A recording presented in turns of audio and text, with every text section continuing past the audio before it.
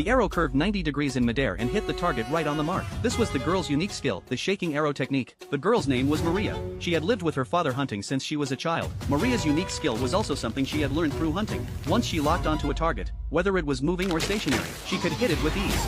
So every time she went hunting, she would return with a full load. However, an accident occurred that day. When Maria returned home from hunting, she saw a raging fire in the distance. It turned out that the giants had broken through the high wall and were launching a frenzied hunt for humans. In order to survive, she and her family evacuated urgently and retreated to the commercial district. After witnessing the cruelty of the giants, Maria decided to join the monster-killing squad. They vowed to fight the giants to the death. But no matter how hard she tried, she just couldn't master the skill of flying. One day while eating, Maria suddenly noticed that there was much less food than usual. The other team members suspected that someone might have stolen their food. Upon hearing this, Maria suddenly remembered that several new people she hadn't seen before had recently arrived at the cafeteria. Perhaps they were the thieves who had stolen the food. So Maria stayed alone in front of the canteen at night. Sure enough, things were as she had thought. There were indeed several thieves stealing food, just as they were about to carry the food away.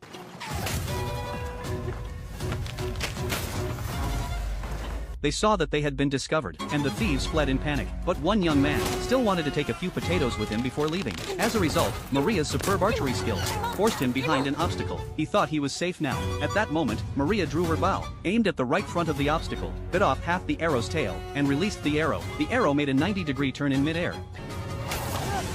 pinning the thief to the cart. The thief couldn't figure out where the arrow had come from. When Maria walked up, she realized